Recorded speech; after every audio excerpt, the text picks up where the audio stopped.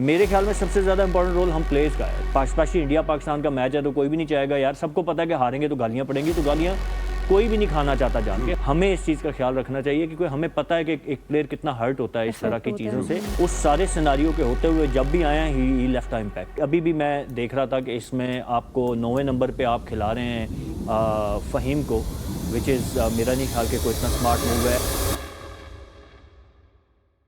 क्या फील होता था जब आप बॉलिंग करा रहे हो, आपको पता है कि यार पाकिस्तान में इस टाइम ये खबरें चल रही? नहीं, मेरे साथ तो मोहब्बत बहुत ज़्यादा थी कुछ लोगों को मैंने बड़ी बड़ी मोहब्बत देखी है, तो बहुत टफ होता है। मैं इसीलिए हमेशा ये बात करता हूँ कि कभी भी जब ड्यूरिंग द सीरीज़ और एनी कंपटीशन जो आईसीसी एशिया कप होते हैं उसमें देखिए, क्रिटिसिज्म जब आप तामीरी करते हैं तो दैट्स फेयर इनफ कि आप बेहतरी की बात कर रहे हैं, बट उसमें भी अल्फाज का जो चुनाव है वो बड़ा इंपॉर्टेंट होता है कि आप कौन से वर्ड्स यूज़ कर रहे हैं। समटाइम आप अच्छे अल्फाज इस्तेमाल करके भी अपना मैसेज दे सकते हैं और वो दूसरे को, स्पेशली हम प्लेयर्स की बात करें, उनको हर्ट हुए बगैर वो उस मैसेज को बेहतर तरीके से एक्सेप्ट कर सकते हैं। बट अगर आप समटाइम अच्छी बात भी को वर्ड्स आपका चुनाव ऐसा हो तो वो शायद वो मैसेज अगले बंदे को कन्वे ना कर सके। तो मेरे ख्याल में यहाँ पे इंपॉर्टेंट चीज़ ये है कि जो हम जितने भी अब ज़ाहिर है यहाँ बैठ के बात कर रहे हैं, जिस प्लेटफॉर्म से हम कर रहे हैं, या जितने एक्स क्रिकेटर्स बैठे हुए हैं, एंड देन जो हमारी आवाम है, ठीक है, मेरे ख्याल में सबसे ज़्यादा इंपॉर्टेंट रोल हम प्लेयर्स का है, जो हम एक्स प्लेयर्स हैं जो अभी बैठे हुए हैं। अवाम ज़ाहिर है, मैंने उस दिन भी कहा था कि वो उस जगह पे अपने आप को रख के नहीं सोच सकते या देख सकते चीज़ों को जो हम देख सकते हैं, क्योंकि वी बिन थ्रू दिस, हमने वो टाइम गुजारा हुआ है और हमें पता है कि जब आपकी एक फॉर्म बुरी चल रही हो, आपसे अच्छा ना जान के कोई भी नहीं हारना चाहता। कोई भी नहीं चाहता कि वो स्पेशली इंडिया पाकिस्तान का मैच है तो कोई भी नहीं चाहेगा यार, सबको पता है कि हारेंगे तो गालियाँ पड़ेंगी, तो गालियाँ कोई भी नहीं खाना चाहता जान के। हर बंदा अपनी एफर्ट करता है, अपनी ट्राई करता है। तो मेरे ख्याल में आवाम से ज़्यादा हम प्लेयर्स का, या जो जर्नलिस्ट हैं, स्पोर्ट्स जर्नलिस्ट की मैं बात करूंगा, अब तो काफ़ी सारे जर्नलिस्ट मैं देखता हूं कि वो कमेंट्स कर रहे होते हैं जो स्पोर्ट्स जर्नलिस्ट भी नहीं होते। तो स्पोर्ट्स जर्नलिस्ट एंड देन हमारी जो फ्रेटर्निटी है, आई थिंक हमें इस चीज़ का ख्याल रखना चाहिए क्योंकि हमें पता है कि एक प्लेयर कितना हर्ट होता है इस तरह की चीज़ों से। आप बेहतरी की बात करें, आप सोल्यूशन भी दें, प्रॉब्लम है तो फिर सोल्यूशन भी दें। ओके यार, ये गलत करा है, ये करे तो ठीक हो जाएगा, दैट्स फेयर इनफ, बट एक तनकीद बराए तनकीद नहीं होनी चाहिए। Exactly. लेकिन उससे पहले, सबसे पहले अजहर भाई, मैं आपसे पूछना चाहती हूँ कि पाकिस्तान आया, टॉस जीता and they elected to bat first, तो ओवरऑल आपने पाकिस्तान की आज परफॉर्मेंस कैसी देखी थी? नहीं, आई थिंक आउटस्टैंडिंग, जितनी डोमिनेटिंग परफॉर्मेंस आनी चाहिए थी, जो हम एक्सपेक्ट कर रहे थे against Namibia, specially to build a confidence.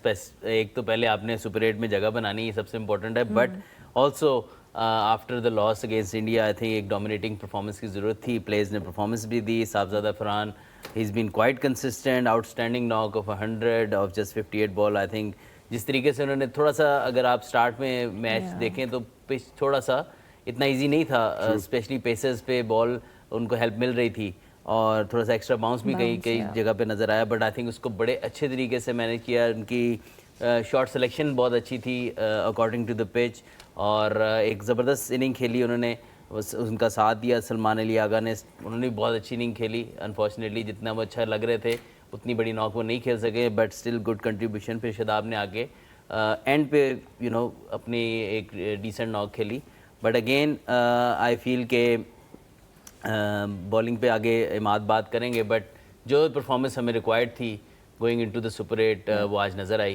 Which is very good to see. देखिए, सलमान के बारे में तो हम कब से कह रहे थे कि अभी आपका जो सबसे ज़्यादा इनफॉर्म बॉलर है वो सलमान है, और मुझे उसमें सबसे ज़्यादा वो जो स्मार्टनेस है वो नज़र आती है, जो गेम को अंडरस्टैंड बड़े अच्छे तरीके से करता है, पिच को बड़े अच्छे तरीके से रीड करता है और उसके अकॉर्डिंगली बॉलिंग करता है। आप देख लें, वो जब उसको मौका मिला, एक तो पहली बात कि वो कभी भी फर्स्ट चॉइस नहीं रहा, फ्रीक्वेंटली वो कभी भी मैचेस नहीं खेला, वो ऑन एंड ऑफ उनको मैचेस मिलते हैं। तो उस सारे सिनारियो के होते हुए जब भी आया ही लेफ्ट इम्पैक्ट, उन्होंने गेम में अपना इम्पैक्ट छोड़ा है and he showed some character.